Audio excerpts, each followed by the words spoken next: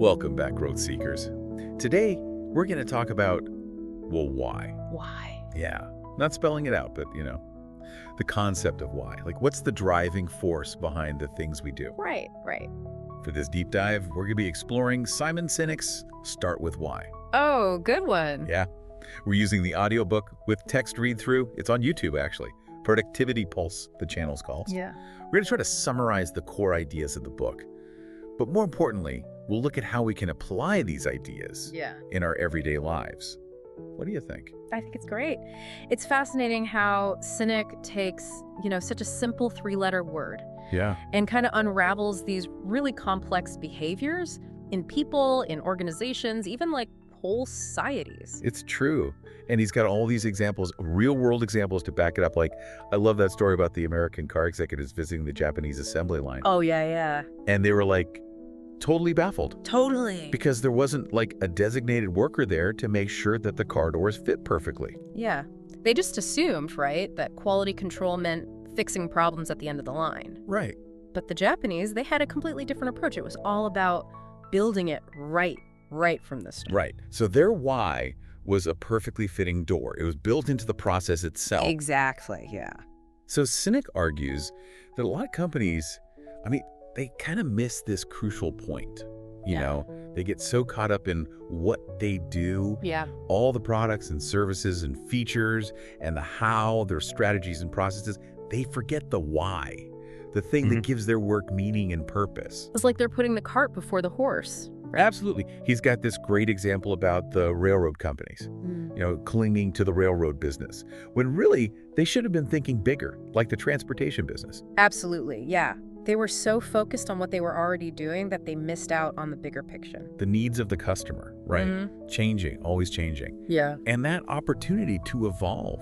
It's so true. Yeah. I feel like we're seeing that today with some industries that are really struggling to adapt to this digital age. Like, think about music, newspapers, television. Yeah. They're like so desperately trying to hold on to their traditional that they're not like figuring out how their core why can guide them into a new era. Absolutely. It's like the why is that emotional core, right? It's the belief, the purpose, the thing that drives us. That's what makes people connect with, a product or a company or a leader or even an idea. So true. Right. And that's where Sinek's golden circle comes in. Yes. He says that most companies communicate from the outside in. So they start with what they do, then they maybe explain how they do it. Yeah. And very rarely do they talk about why they do it. Right. But the most successful organizations, they communicate from the inside out. They start with why, their core belief, their purpose. Yeah. And then they explain how they bring that why to life. And then finally, they showcase what they do. Exactly. It's all about appealing to the emotional part of the brain first.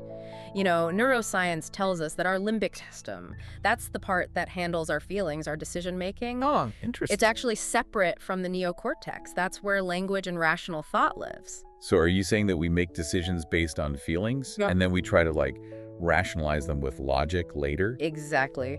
It's funny, Richard Restack in his book, The Naked Brain, Oh, yeah. he even suggests that, those gut decisions, the ones that are driven by emotion and intuition, they can actually be faster and better than decisions that are based solely on logic. Wow. Isn't that wild? That's so interesting. So if you want to connect with people on a deeper level, you've got to tap into that emotional core, the why. It's not just about persuasion. It's about building trust and inspiring action. Think about Apple's marketing. They don't just tell you about the features of their products, they talk about their belief in challenging the status quo, in empowering individuals thinking differently. And that totally resonates with people who share those values. Right. So they're not just buying a product, they're buying into a belief system, a way of seeing the world. It's about connecting on that deeper level, sharing your values, beliefs, the why. That's how you build a genuine relationship.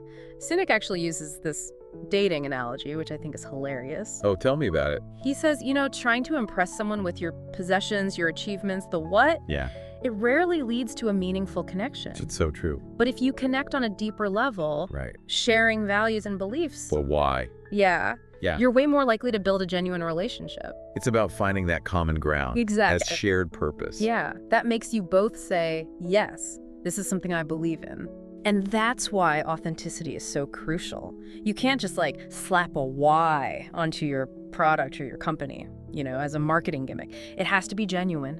It has to be something you truly believe in, and more importantly, something you live by. Yeah. Otherwise, people see right through it. They can spot it a mile away. Like, think about Steve Jobs and Apple. Jobs didn't personally invent all those products. But his vision, that unwavering belief in challenging conventions and empowering people, it permeated the entire company culture. Exactly. And that's how trust is built, right? Yeah. Through consistent action that reflects your why. People see that your actions match your words, then they're more likely to believe it you and your mission. It's walking the walk, not just talking the talk. Exactly. Like Gordon Bethune, right? The guy who turned around Continental Airlines. Oh, yeah. A great example. His why was focusing on employee well-being. It wasn't just about the profits. It was about creating a positive and supportive work environment.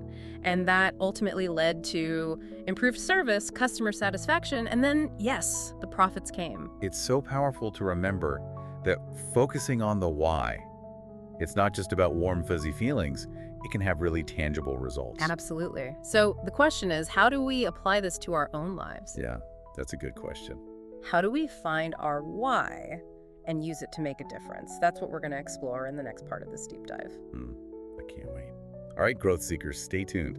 We're going to unpack how to discover your why, articulate it effectively, and most importantly, live it authentically. Looking forward to it. Welcome back. So, in this part, we're going to shift gears a little bit. Okay. We're going to go from talking about companies and leaders to you. Yeah.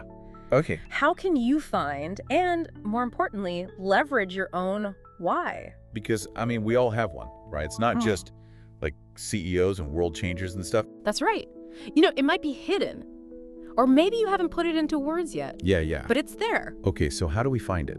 Well, think about those times when you felt truly energized, really motivated, almost like effortlessly doing your best work. Yeah, like when everything just clicked. Exactly. Yeah. What was it about those situations? So it's not just like looking at achievements, but the feeling behind them. Right, like getting a promotion, that's great. But was it the recognition? Was it the challenge you overcame? Or the impact you had? That really mattered. Yeah, it's like, what was the driving force behind that success? Exactly. Sinek calls this looking in the opposite direction.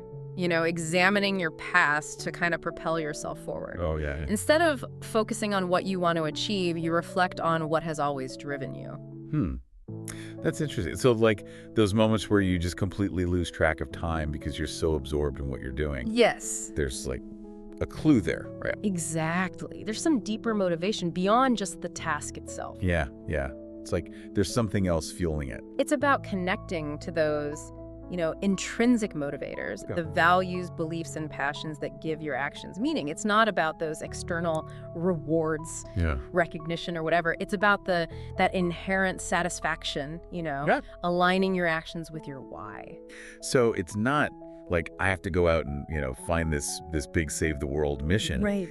It's more about understanding like what makes me tick, what genuinely excites me, what makes me feel like I'm making a difference, even in small ways. That's it. And once you start tapping into that, you'll notice a shift in how you approach things.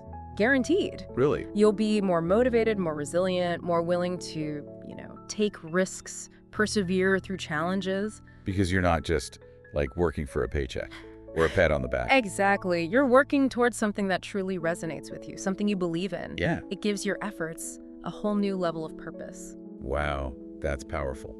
So, okay, speaking of purpose, how does this why play a role in the way we communicate? Oh, that's a great question.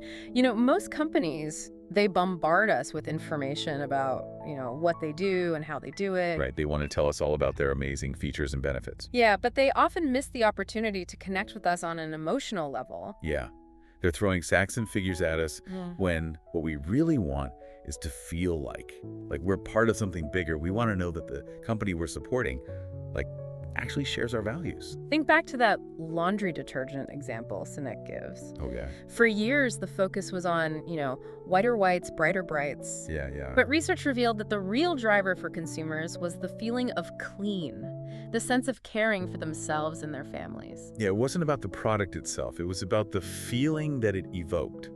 the connection it created. Right. And that's what makes people loyal to a brand, not just the features and benefits. It's about tapping into that deep-seated human desire, right? To belong, to be part of a community that shares our values and beliefs. Okay, yeah. So how do we tap into that? Well, Sinek talks about how stories can really help us understand and connect with the why. Stories, like narratives. Exactly. Stories are a way to kind of make the intangible. You know, they can illustrate values and beliefs in a way that really resonates with us emotionally. Yeah. It's like they help us see ourselves in the story. Yeah. And then we can make that personal connection to the message. Exactly. A great example of this is, remember Ernest Shackleton's famous ad for his Antarctic expedition? Oh, yeah. Instead of listing all the qualifications, he went the opposite direction. He described the hardships, you know, the slim chance of survival. Yeah, he basically told people it was going to suck. Pretty much. But guess what? He got hundreds of applications. Wow. So people were drawn to that. The adventure. Yeah. The opportunity to be part of something extraordinary. It's a powerful example of how a strong why can inspire people to overcome, you know, fear and adversity. Yeah. Those applicants weren't just signing up for a job. It was like signing up for a mission. That shared belief in the power of like human resilience and exploration. It wasn't about the what going to Antarctica. It was about the why, you know, pushing those limits. Exactly. And that's why it's so important to be able to articulate your why effectively. You know, it's not just about having a catchy slogan or a mission statement. Yeah. It's about being able to communicate those core beliefs and values in a way that resonates with others. So how do we do that? Yeah. Like, how do we find the right words to express our why in a way that's, you know, authentic and compelling? That's a great question. We're going to explore some tips for articulating your why in the next part of this deep dive. Okay, can't wait. But for now, I want to encourage you to start reflecting on those moments, those times when you felt truly inspired, truly motivated. Yeah. What was it about those situations that made you feel so alive and engaged? What were the values and beliefs that were at play? Yeah, okay. So connect the dots between our past experiences and our future aspirations. Exactly. And when you start to see those connections, you'll start to get a clearer sense of your why. Welcome back, Growth Seekers. So, as promised, we're going to dive into how to actually express your why, and then how that can impact not just like your personal life, but also how you work with others. Because, I mean, even if we like figure out this amazing, you know, deeply personal why, it doesn't really do much if we can't bring other people along, right? Exactly. You hit the nail on the head there. Think about, you know, those truly inspiring leaders throughout history. Yeah. They didn't achieve greatness alone, right? They had this way of communicating their why. It rallied people to their cause. Right. I get that. But I mean, it can be kind of tricky, right? Like translating something so personal, often intangible, into words that actually resonate with other people. Totally. It's easy to, you know, fall into cliches or just sound inauthentic. Oh, yeah, absolutely. One of the traps I see people fall into is trying to, like, force their why into this neat little box, like it's a marketing slogan. Yeah. Or a bullet point on a resume. Yeah. But it's not. No, it's a living, breathing thing. It evolves as you do. So it's more about being genuine, like letting your passion shine through, even if it's a little messy or unconventional. That's a great way to put it. Think about it like this. Your why is that compass, right? The compass that guides your decisions, your actions. So when you're faced with a choice, you ask yourself, does this align with my why? Does this move me closer to what I believe in? So it becomes like a filter for everything you do. Yes, everything. Big career choices to like everyday interaction. Right. And when you're living in alignment with your why, it shows. People can sense it, you know? Your authenticity, your passion, your commitment. And that's what draws them in. So it's not about like trying to convince people to believe in your why. No. It's more about being true to yourself, letting that authenticity kind of speak for itself. That's it. It's about attracting those who resonate with your why, not converting those who don't. Okay. Think of it like a magnet, right? You attract those with similar polarities. Right. Opposites repel. So Sinek talks about how this applies to, you know, building teams, organizations, that kind of stuff. Oh, yeah, absolutely. He calls this the importance of how types. So you've got the visionary leaders, right? The why types. They set the direction. But they need those how types the folks with the skills, the expertise to execute that vision. It's like you need the dreamer and the doer. Exactly. Like, think about Martin Luther King Jr. and Ralph Abernathy. Oh, yeah. Powerful pairing, right? Vision and action. So King was the why. King's why was equality, justice, and Abernathy, his how was organizing, mobilizing the civil rights movement. It was that synergy of their strengths that led to, such impactful change. Wow, that's an amazing example. So it's not about everyone being like this visionary leader. It's more about finding people who share your why and then, have those skills and talents to complement yours. And this brings us to a really crucial point, measuring the why. Measuring the why. It's not always easy to quantify something so intangible. I can imagine. But it's essential, right? How do we know if we're truly living our why, not just like paying lip service to it? Right. It's got to be more than just words. Sinek had that great example of Dwayne Honor's construction company, where they actually penalize employees who stay past 5:30 p.m. Yeah, that one's always a shocker. Right? Wait, it seems counterintuitive, but it totally reinforces their why, which is valuing work-life balance. It's a really tangible way of showing their commitment, to their employees' well-being. It shows that their why is more than just words. It's embedded in their policies, their actions. Yeah, so it's about finding creative ways to actually translate your why into measurable outcomes. So like, it could be employee satisfaction surveys, or customer feedback, or even internal metrics, that track how your actions are aligning with your values. The key is to be intentional about it, and to constantly check in with yourself, with your team.